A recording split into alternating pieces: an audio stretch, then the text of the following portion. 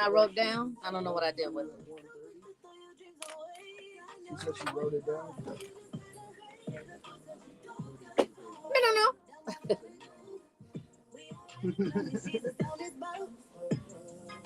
Okay, man. Also, I was just calling. Did the night work get filed yesterday? Thank you. That's what I'm saying. The night work, just the night work. Okay, I don't think we'll have time. Wait, wait. Are we having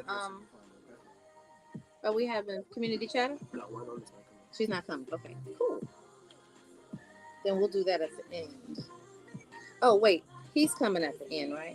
He's 12:30. Correct.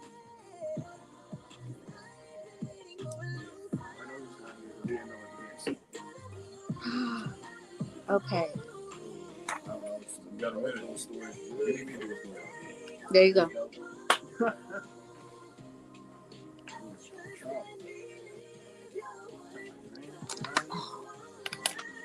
You got a minute. Okay.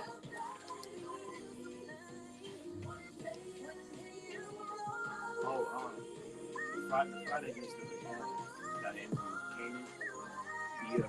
He works with Tia Ford. He says he's interested in coming back and bringing Tia with him. Oh, for sure.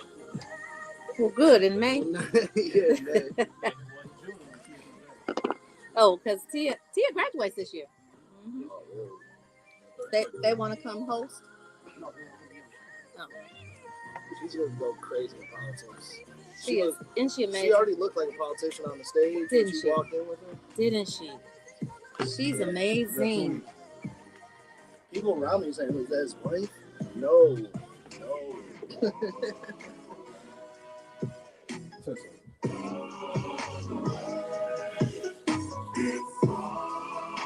5, 4, 3, 2. We're going all the way right here on the Brunch Bunch, y'all. Good afternoon, and God has blessed you with his love. This Tuesday afternoon, may God bless you so abundantly that you have to share some of those blessings with somebody else. You know what? I love that, right? I feel like I have been abundantly blessed. How many people say that feel the same way? Turn to your neighbor and say amen. Amen. Yeah, hey, it's your girl Tamara Fair on the air, and I'm proudly posted in the studio with the Brunch Bunch. Make some noise. Yeah. I tell Marcel all the time, stop saying make some noise when he's hosting, but it's time to make some noise. Guess what, guys? This April, we're going on Brunch Bunch hiatus. You will not see us in April. That is, of course, unless Marcel comes in. Tamara will be on hiatus. But in the meantime, in between time, you know, wherever we go, we take you with us. We pray you up. We lift you up. We constantly are igniting our believers. We would be no us without you. We got a great show. I'm so excited. I'm blending my words, y'all. We got a great show for you today. We got a powerhouse pastor in the studio. And of course, it's always our aim to send you back better than you came. So you keep it locked right here on the Brunch Bunch on Inspiration 1390. We're going to do our job today. The Leaders Network has partnered with Great Lakes Credit Union to increase access to financial services and funding for the residents of Chicago's Austin community and surrounding areas. That's why we created Leaders Network Financial in partnership with Great Lakes Credit Union, a community-driven, member-owned credit union where people come first. Send it to Enjoy high-yield checks, send it to MJ. What's up, Tanya? So here's the thing. Call us today at 773. Hey, Mr. MJ Miles. So we can connect you with a personal banker and help you get started. So here's the thing. What you're gonna have to do is you're gonna have to go to West Austin, and then I'll go to East Side because I still gotta verify those things. Okay. Are you ready to take your business to the next level? I'm ready to take my business to the next level. I'm ready to get out of phase 1. Anybody know what I'm talking about? Put your hands up. I'm ready to pass phase 1. That's right. Business can gain exposure. Somebody give me a pulpit and a mic. I got something to say. Jesus put it on my heart. Call us today at 773-345-7441. Thank you. That's 773-345. I definitely need that offering. Tanya got to put her hands up because she definitely knows. And community come together. All right. Be fabulous. Be fabulous. Y'all smell my fabulosity? Be social. Well, you could smell just like me. That sounds kind of weird, right? But it's not. What's Be up? family. What's up, Facebook? Hey, Deborah Vines. What's up, Paula? Please, a new luxury brand from What's Tamara up, Faye. Elro? Is that right? Eho. Eho Senior? Order quiz today. Go to This is Marcus Walls. and get your favorite Okay, fragrance all today. right. That's B-E. Y'all, thank you so much for tuning in. As I said on the air, if you missed it, April is our hiatus. Do you know the real history? Without Black history, where would TB? Well, today in women's history, we're going to highlight yet another history maker, Mary Eliza Mahoney. She lived from 1845 to 1926 and made history as the first Black woman to graduate at an American National Nursing School, earning her license in 1879. Well, after years of working as a maid and cook, she broke barriers by completing a rigorous nursing program, paving the way for generations of Black nurses and setting a standard of excellence in the profession. So for all of you on the front lines in nursing, please remember to pay a debt of gratitude to Mary Eliza Mahoney. Yes, let's clap it up for her. You know what? I used to want to be a doctor, and then this is when I was at Fisk, and I think I've told you guys this story before, but then I went and witnessed a live birth over at Meharry Medical College and changed my major. I did not stop. In fact, I beat the birth stars office personnel there so I could change my major, because when I saw what came out of that woman, I knew I couldn't do it every day. So I definitely want to give a shout out to everybody in the medical profession, because for you to see the insides, I'm not talking about mentally, but the real inside, the blood, the gore, all of that, and still want to come back to work the next day, I salute you. It's Inspiration 1390. Come upon you, you shall receive the power. What's up, cuz? How are you?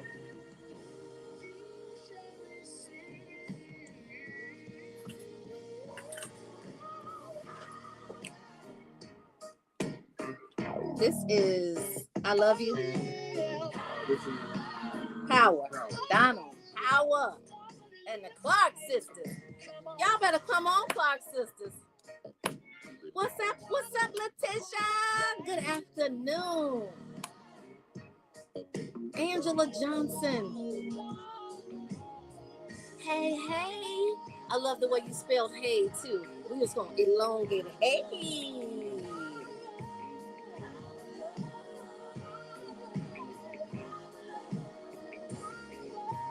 Okay, guys. So you know what?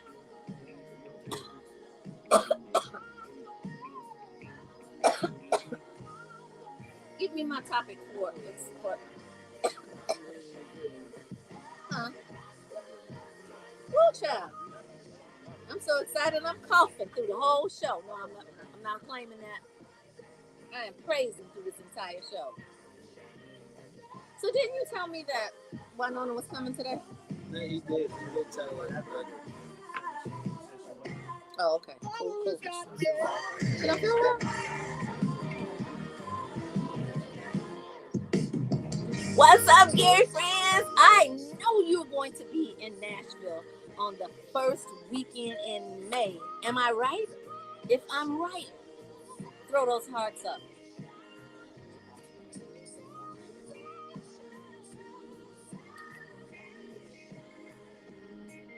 Yeah, okay, great. All right, guys, this is your exclusive topic for all of you joining us on social media. That is Instagram at Tammy T Fair and the Brunch Bunch 1390 on. Because I want to make sure I'm giving out the right information. The Brunch Bunch 1390 on Facebook. Can you really be friends with your ex? No. No, because you fresh ex. So I ain't fresh. No. Can you really be friends with your ex? Hell no. I am friends with all of my exes. And I got a bunch of a trail exes. There's exercise in there with like irritably and it's like I would consider this friends. Exactly. That's the point. You could be friendly, but we're not gonna be friends. No. No. All my exes still love me. I don't know about y'all. Something happened with mine. You gotta repeat that. Yeah, after 7 years, maybe we can see what's up. No. 7 years. That's No. limitations. That is completion. Amen. So I feel like After 7 years, still no. I feel like social media did not want that topic because it ended me. It ended me, right? As soon as I said the question, it's not the music because it'll say you've reached your quota. So for those of you who got kicked off of social media, I feel like that the topic was not to social media's liking. Instagram did not want to hear that. Can you really? I'm going to repeat it though. You ain't going to stop me from saying about it. She said, now Tanya says, yes, you can be friends. Angela Hill, what's going on? Praying for you, my sister. Listen, can you be friends with your ex? Now, if it been like 15, 20 years, we all in like our 40s. Get off my phone. I'm married, you married, we all in like some dinner together. My wife's gonna hate you. Wait a minute. Adam is so. Do you see this? Do you see this face? He is adamant about it. Amen. He said he cannot be friends with his. I said, "What's up, AJ? Stop!" Oh my God, your wife cannot be beating up your ex. She your ex. It's fine. Thank you, Angela. Man, shut up. So Angela says, "Of course you can still be friends. Listen, all my exes still love me. I can still be friends with them." So now Jarrell says that there's a statute of limitations. So that means like what, Jarrell? It's good to see you too, AJ. 3 or 4 years. You can spin the block. See, this is what I'm talking about. This is crazy. First of all, let me say this. I think that I was very good to all but one of my exes loves me. And the reason he don't love me is because I don't love him. They don't trust their man, don't blame me. Oh, you know what, Tanya? You crazy. Talk about that. They don't trust their man, don't blame me. So Adam says that my current wife is gonna beat up my ex. I think you should be able to invite your ex to your wedding. Hell. No, that's a good question though. Can you do that? Yeah, you can do it if it's okay. Especially if she ain't got no husband. What's up, Inglewood Barbie? Love you, sis. Putting in her face is crazy though. What? That's not the point of the wedding. That's not the point of No. the wedding. No, that's not what I'm talking about. Hey, you might be onto something. You know what? No, you're You might be venomous. onto something. Both of you are venomous. You might be onto something. You got a lot of venom. Look, I'm no with you. good is gonna I'm come to with you until you do right by her. Don't let your girlfriend keep you from finding your way. That part. Dang. I do too. So Angela says you should be able to invite your ex to your wedding. As long as she don't wear white. She ain't finna wear no white. Shut up. Exactly. She probably gonna throw blood on her wedding dress. All right,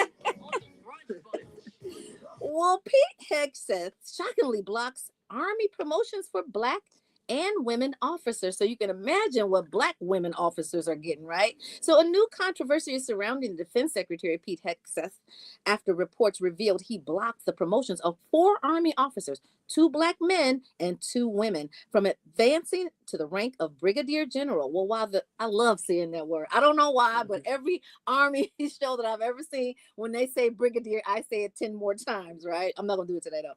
So while the Secretary of Defense does have authority over promotions, critics argue that this decision is unusual because promotion lists are typically approved or rejected as a whole, not selectively altered. Well, according to the reporting cited in The Root, that's where we get a bunch of our news, right?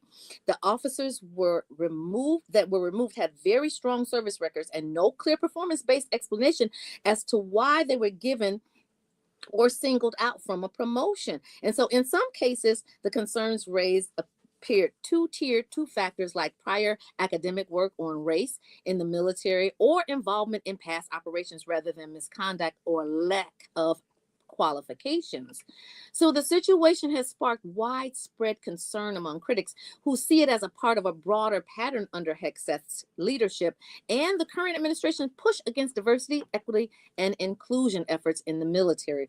Well, you know what? I think that we really need to pay attention to this because when you're fighting, you want all your best soldiers in. I don't care what they are. So opponents argue that targeting officers who are women or people of color, especially those with distinguished careers, undermines fairness, morale, and trust within the armed forces. If people actually went into the armed forces because they wanted to create a clear career path in the army, this is a blockade. So it might start people rethinking whether or not they want to be in the army. Well, how does that trickle down affect us globally? Because we are lauded globally as the most funded, the largest, and the most fearless army in the world. But if we don't have people to continue that, then what? It starts to wane. Well, supporters of Hexeth, however, defend the move as a part of an effort to restore what they call merit-based promotions, insisting that the process remains unbiased and focused solely on qualifications. Pentagon officials have denied any discrimination, of course they would, and maintain that leadership decisions are being made appropriately. The controversy is still unfolding with the revised promotion list under review before moving forward in the approval process. Well, meanwhile, lawmakers, advocacy groups, and military observers continue to raise questions about transparency, potential bias, and long-term impact these decisions could have on diversity and the leadership within the U.S. military. But you know what? We talk about merit-based. It reminds me of the gentleman that just got promoted to some really big office, and he didn't do anything to deserve it. You know what office I'm talking about? I think we discussed this not on the Brunch Bunch, but I think we discussed this internally. The Trump administration put him in office. I'm going to find that, and when we come back I'm going to update you on it. But anyway, he was like the mailman, and now, and this is an analogy, he was like the mailman, and now he's the postmaster general. This is all an analogy. I'm going to have facts for you when I come back. But you know what? This just says to me that we really need to pay attention. And you know, the biggest saying in the United States is the squeaky wheel gets the oil, right? So when we see anything that looks like discrimination, we have to call it out. Because isn't it Martin Luther King who said that discrimination anywhere is a threat to democracy everywhere? So we definitely have to make sure that we are keeping our finger on the pulse and our eye on the prize. And the prize is, if this is what you want in whatever arena you are in, it doesn't matter if it's military, if it's C-suite, if it's corporate America, if it's mom and pop America, if you don't have an opportunity for advancement and you are eligible for advancement, then this is something, even at Premier, and that's small business, but it still has to have a pathway to advancement. We're going to advance this show right here because we got a great guest for you today, but we also have some more news you can use coming up right here on the Brunch Bunch. So he is, okay, you guys concentrate on if in fact you can be friends with your ex. Yeah, we got plenty of time, so you're going to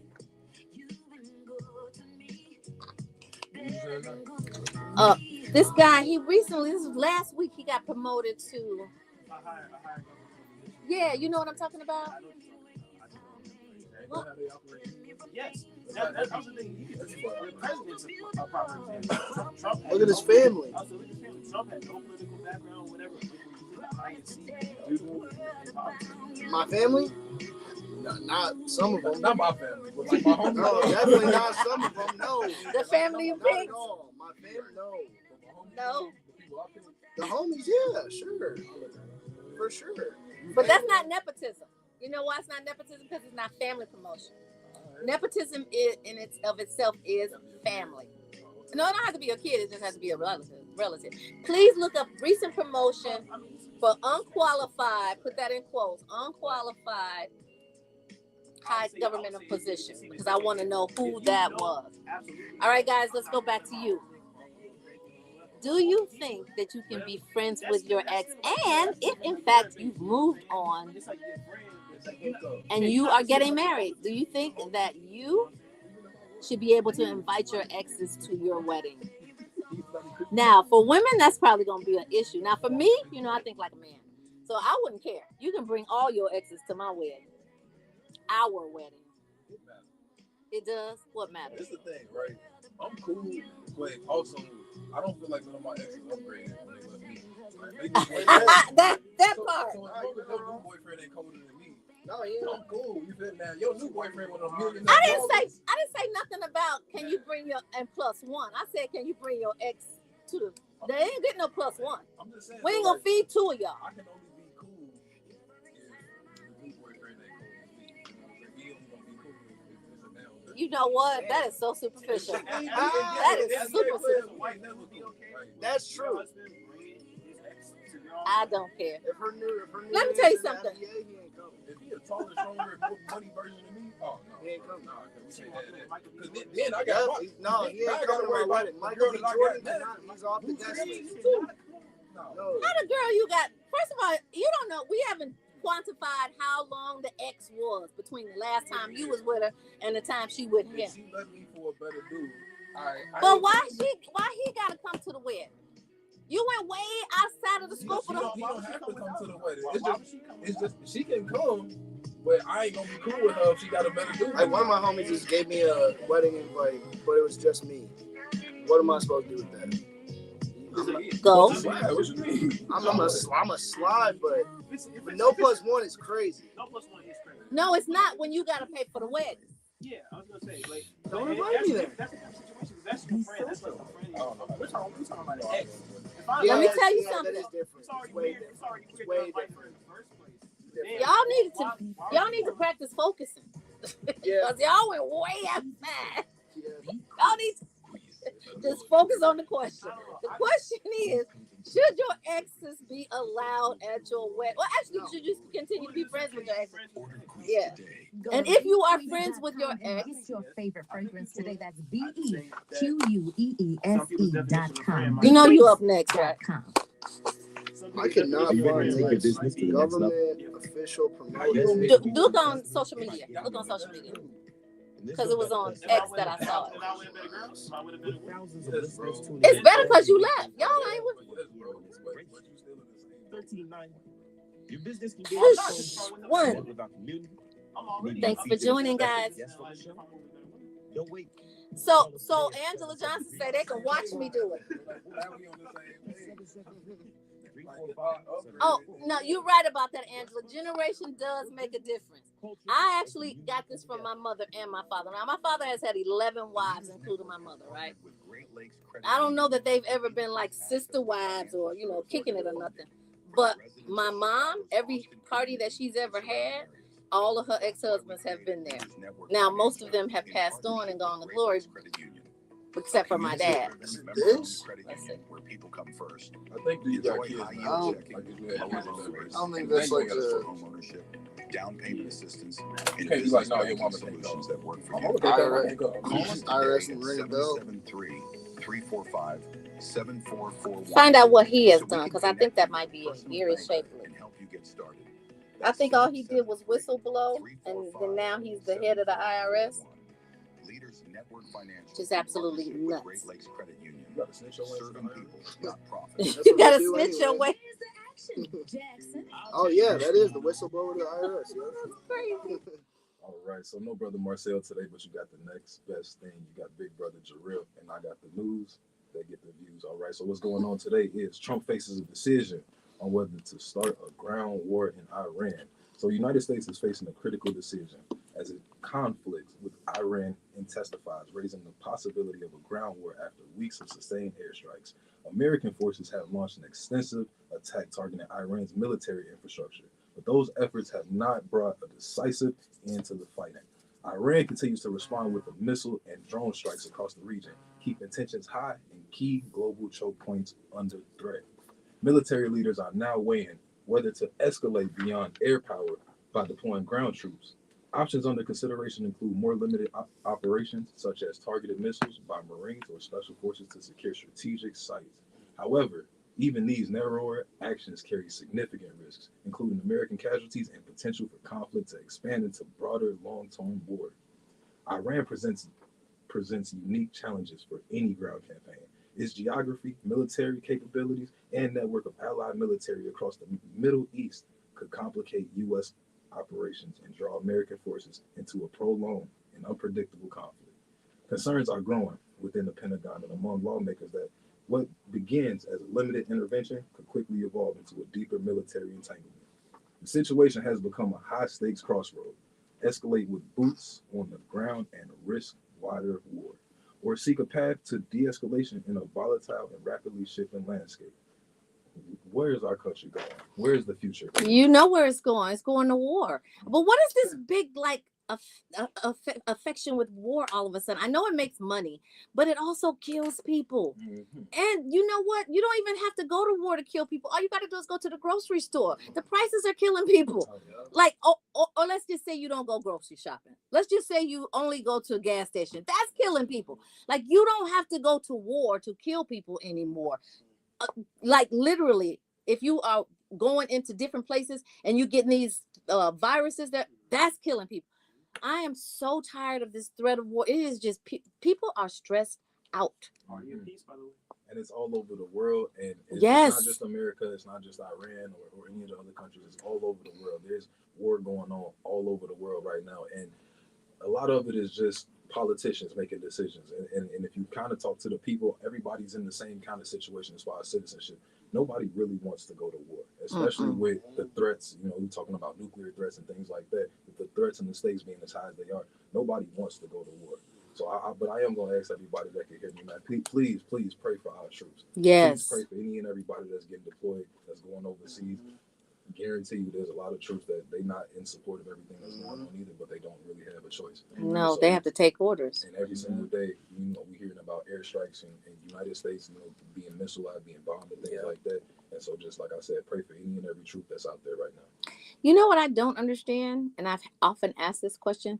We have really, besides the Civil War, we've never really had a war here on the United States grounds. But all these wars are happening overseas. But people like to travel. And that is really, travel has gone down, because I am afraid to go get on a plane right now. I know a lot of my friends are feeling the exact same way. And it's kind of stressful because when you want to get away, you don't want to just go to the basement. You know, you want to go somewhere on a beach. And also, you just don't know what country you're going to be in. You don't know what they feeling is towards Americans right now. Right? And you don't know if you're going to get stuck over there, too. Amen. Right. And we've actually had some 1390 personalities get stuck in Dubai just recently. Yep. You know, so just kind of be on the lookout. Yeah, I appreciate that so much. Just pray for our troops because you know what? Prayer does move the needle when nothing else does. And we're going to move the needle right here. Thank you, Brother Jarrell. You did an amazing job. Well, I promised you guys that when we came back, I was going to have the name of this gentleman who was actually promoted without actually having the credentials that usually you have. His name is Gary Shapley. He was a whistleblower in the Biden administration, and now he's the head of the IRS. Go figure. Well, we're going to figure it out. Y'all keep it locked right here on Inspiration 1390. Yeah, it sounds like war. Hey. Thanks for your patience. Oh, no problem. Appreciate you guys. When you, of course, you sound like you got a radio voice, so you know, pull that mic as close as possible. Yeah, I was listening to your you got an interesting subject going on here. Yeah. I'm like, oh my goodness, I was enjoying it. Oh, really? Yeah. Well, that's great. What's your take then? Yeah. You want to hear my take on it? Yeah.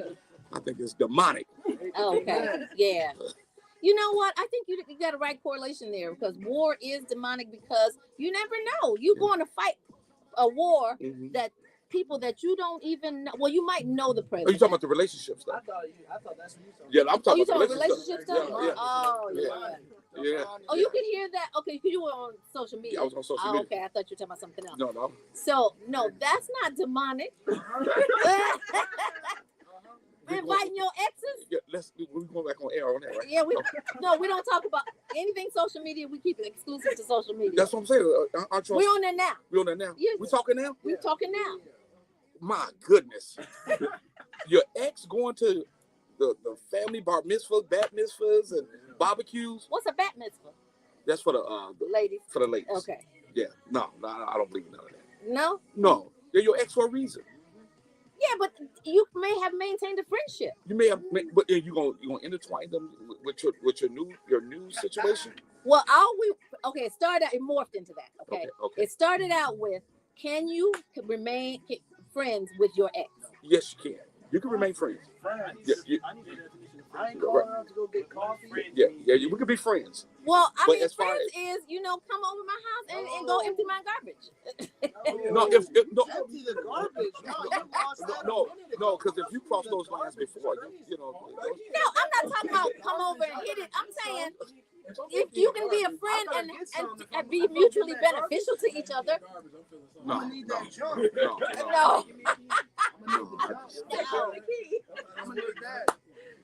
You don't need no key. Okay. Garbage comes with the key. Okay. Let me just make it broader. You got a barbecue. Your ex, are they invited to the barbecue? No. Are y'all serious? Well, These are still people. You're a pastor. No, but you think I'm in? You love people. You love people, but you don't invite foolishness. Because again, sometimes it depends on one, the level of maturity, and then also the comfortability of your current spouse. But you know what someone said, which was very valid. It depends. It's generational. Certain people in certain generations are not like my mom. Mm-hmm. Yeah, I heard. Yeah, mom had 11. No, my dad had 11 wives. Wow. Yeah, I've only known 4. I'm like, where did you get all these wives? Do you have siblings in all of this? I have siblings, but not in all of them. Oh, I don't think. I only know them. No, he don't have 11. He's had every race of wife that there is. Didn't I tell you guys earlier that you need to practice focus? Don't be getting out on my dad. He probably on here. Wow. He is the man. Like literally, you go into Brazil, every single place that he goes, he like the mayor. Wow. Yes. So he's really practicing the Old Testament. He definitely is. He didn't have them all at once, Pastor. So he's Solomon. Daddy is Solomon. He's Sodom and Gomorrah. No. I don't know about Sodom and Gomorrah. I said Solomon. I know what you said. No, my dad is the best. He is absolutely the best. Like, wow. You will never meet another person that loves people. He's in Chicago? He's in Brazil. Brazil. Yes. You'll never meet another person that loves people like he does. And you ask him his race, he'll say human. Human. Yes, I'm in the human race. That's good. Yeah. Wow, that's good. 5, 4, 3, 2. You rock it out with the Brunch Bunch right here on Inspiration 1390. It's your girl Tamara Fair on the air, and I'm proudly posted in the studio with the Brunch Bunch. Y'all give it up. For those of you who are just tuning in, April is going to be our hiatus month. No, you will not see or hear the Brunch Bunch during April, but we will take and carry you with us. It's already started off to be a great Tuesday. We got a great guest in the studio. His name is Pastor Terrence Hazard Sr. He's a Chicago native with a powerful story of resilience and purpose. Joining us now on the Brunch Bunch, he's also an apostle, Pastor T. Hazard. Born and raised in Inglewood, he turned adversity into impact as a senior pastor of Another Chance Ministries. I love the name because everybody deserves another chance. He's uplifting lives through faith, family, and second chances. And we are so happy to have you, Pastor T. Oh, man. This What is up? an honor. What up, fam? I was telling my admin, I said, she's my kind of host. You're straight down to earth. That's right. Straight hood. You in Inglewood too? No, but I am hood. It's just not Inglewood hood. Not Inglewood hood. No, Okay. Jackson Park hood. Jackson Park on 70. 69. 69. Yes. Okay. 69. Well, you kind of little bougie hood. Yeah, kind of bougetta hood. Yeah, bougetta. Exactly. Yeah, Exactly. Yeah. You know what? I heard that about you. I heard that one of the appeals for your congregation is the fact that you are so relatable. And of course, Anastasia brought us together, and I have got to thank her because I love you already. Oh, and I understand that your congregation has that same kind of appeal. You have that same kind of appeal to your congregation.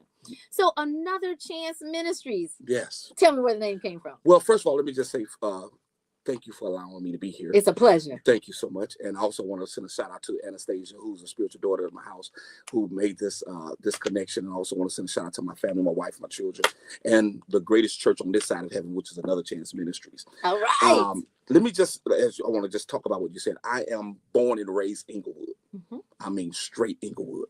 Born and raised in the 70s, 80s. You know, that say I did all my life. I had to fight, so I had to survive in Inglewood. Yeah. And then I had the unmitigated gall to go to school at Carver High School in Algier Gardens. Oh. So I lived a rough life. So hood. Hood. I'm talking about like you can't be a punk. Right. And so that's where you got all these muscles.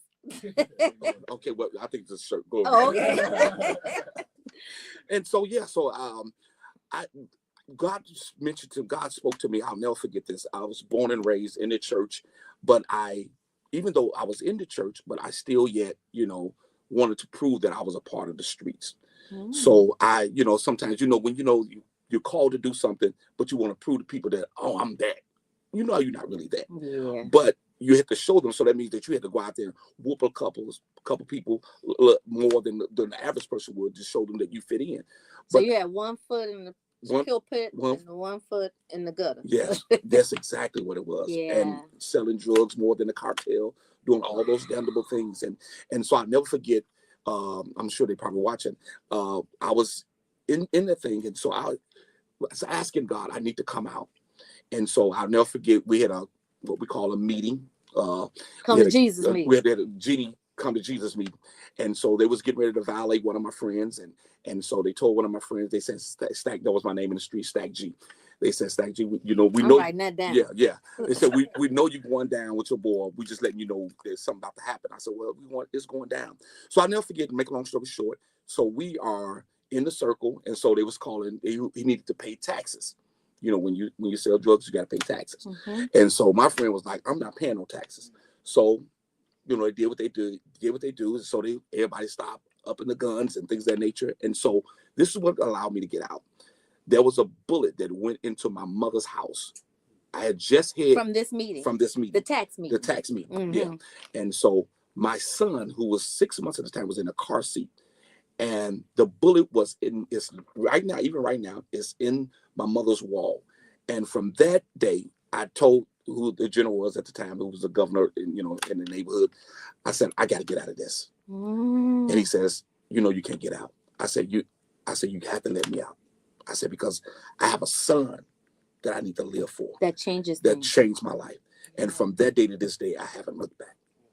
And so God opened up a door. I started working in corporate America. I climbed my way in corporate America, worked at the Hilton, Chicago. I mean, literally, when I talk about climbing the corporate ladder, God allowed me to climb a corporate America. And I worked there for 16 and a half years. And so when I tell you that I was just a story, I was a story. So, Pastor, when you were at that meeting and the bullet lodged into your mom's house, how long did it take you from that moment till you changed your life? Immediately. I had a conversation with my dad, rest in peace. Had a conversation with my dad, because my mother and father, they were believers. And so my dad was like, I said, Dad, I need to get out. I said, I need for you to open up a door for me. And so, because my dad, he was an executive chef at the Hilton, right down the street, 720 South Michigan. So he was an executive chef. He says, okay, I can't do it right now. So what I did in the meantime, I worked at Carson P. Scott on 95th. Evergreen Plaza. Mm-hmm. I worked at the Plaza. So I did that for about 2.5 years. No. I sold shoes for about 4 years at Carson Shoes. I bet you sold some shoes. That was my best job. Because you had some sales experience. Yeah, sales experience. Yeah, I had some sales experience. So that was my best job. And so then my dad said, come on. So he made the call. Long story short, I started working as an order taker at the Hilton. Then I moved on up. And after I moved up, then I started working in catering. So I worked in catering. I became an administrative assistant in catering. And then after that, I became a catering manager. After catering manager, God gave me favor. I'm sure he's probably watching. He was the director of sales, Ed Chin. He was the godfather of hotels, still to this day. So he called me son number 2. I'm son number 2. And so God allowed me God's favor. Ed Chin allowed me to work in national sales. I worked in national sales for 6.5 years there. And from that, it was a blessing. But I tell you that it was nobody but God. You know what? That story is compelling. Yeah. Like I'm sitting at the edge of my seat, like I'm at the movies and I'm eating popcorn and I'm Wow. just waiting on it. Wow.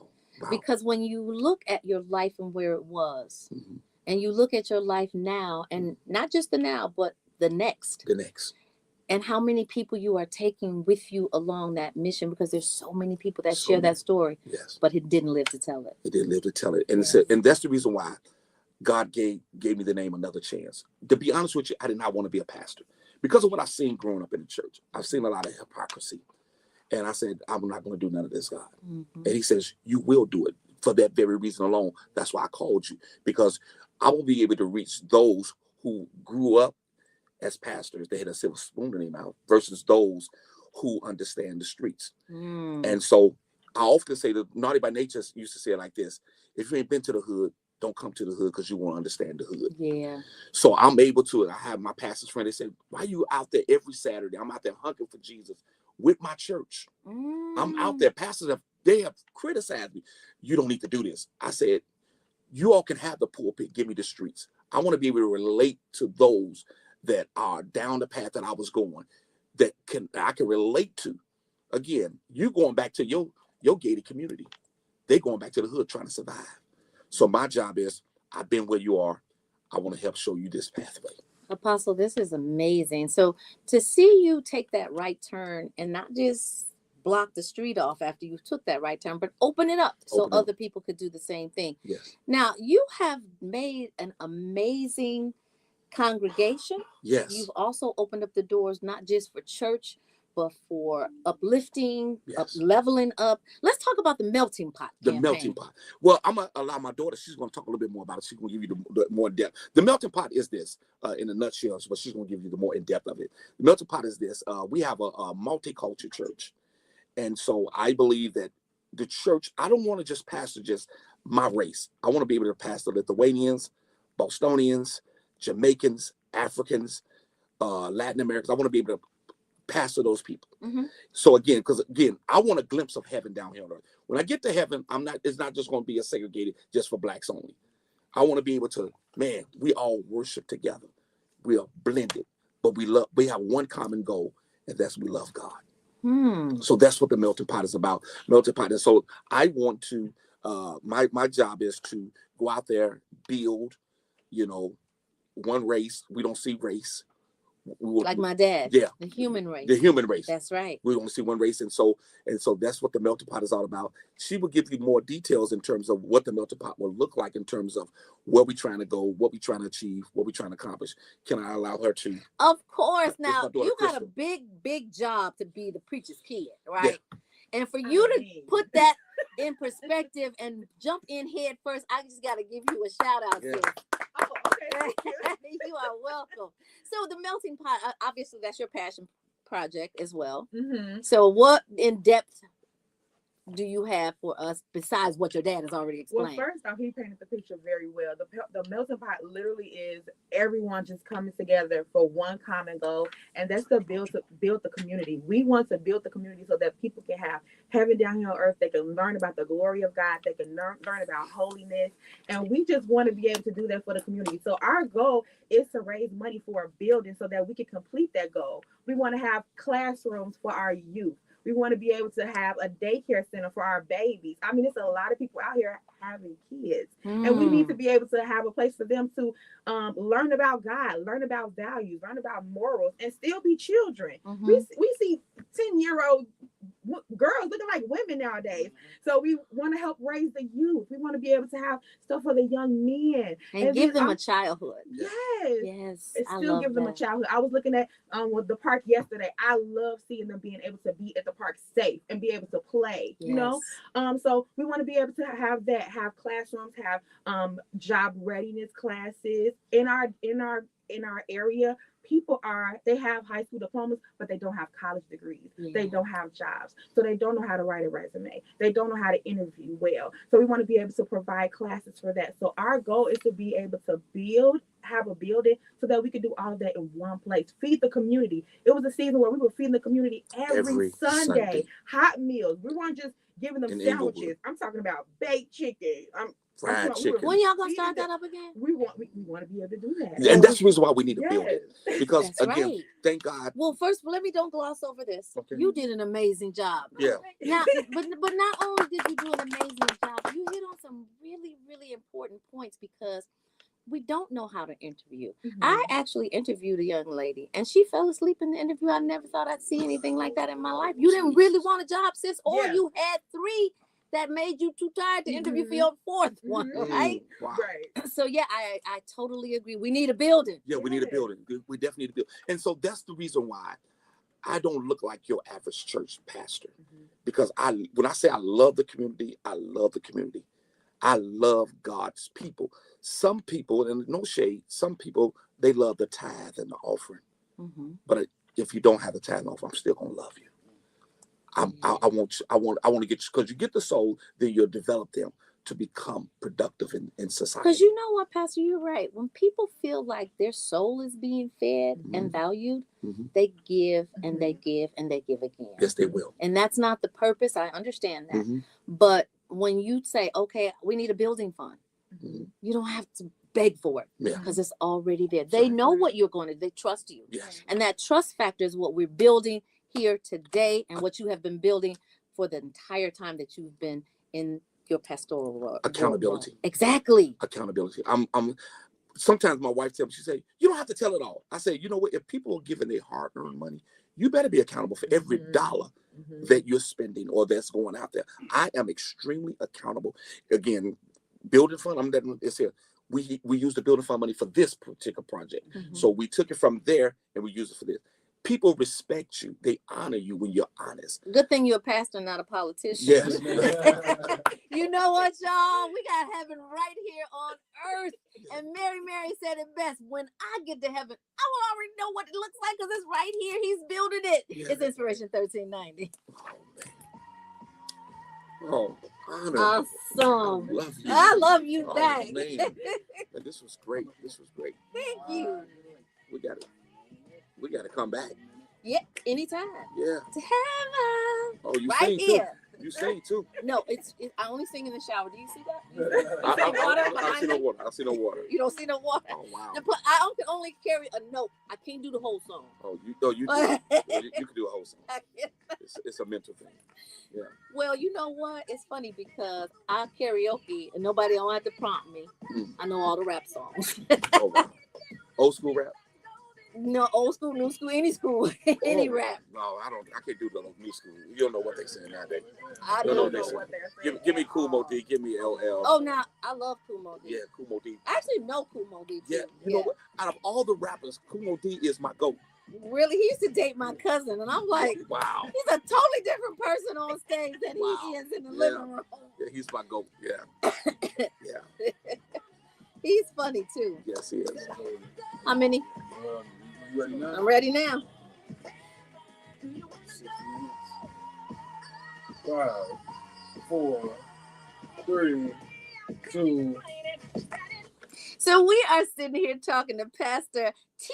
Apostle Hazard Sr. And when I tell you, this is the best time I've had in church, outside of church, right? Wow. But it depicts what you do, right? Because you're getting a building, you're raising funds to get a building, but you're hosting church now. Where? We're conveniently located at 5510 West Chicago Avenue.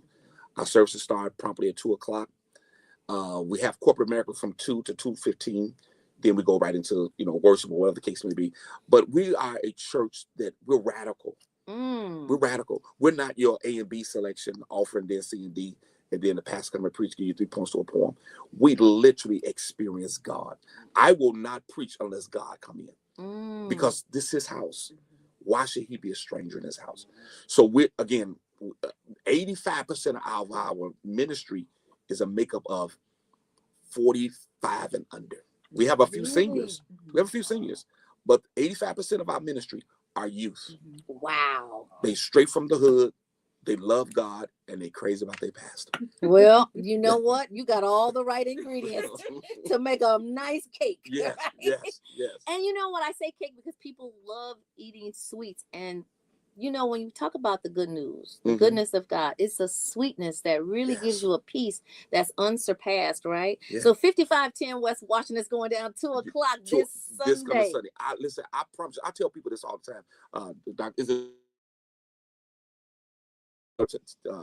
Anything. okay, Tamara. I tell people all the time this. You know, it's not a sales pitch, but I tell them this: if you don't experience God in my church, and you've been there, and if you don't experience God, I will give you dinner for two at Ruth Chris, and also replenish your gas for wasting your time to come to my church. Well, I can't wait to go get it. Yeah. Well, you know what? It won't apply to me because I experience God in the hallway. Yeah. So wow. I take him with me wherever I go. Now, I noticed that you're on the west side now, The but west side.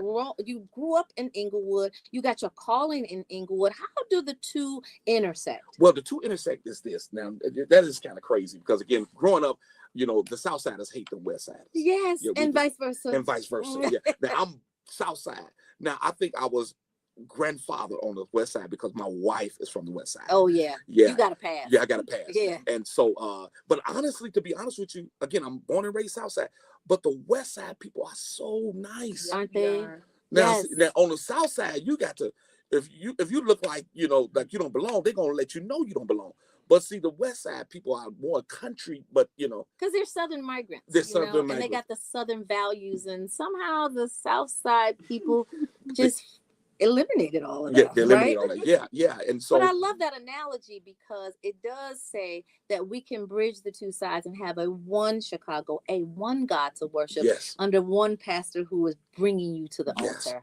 Oh man, I I love that. love that too. Yes. So for someone who may feel disconnected from faith, unsure where to start, what would you say to them? Because a lot of people are still searching. They're still searching. Yeah. Well, I tell people all the time, find you a church that you can that fits you.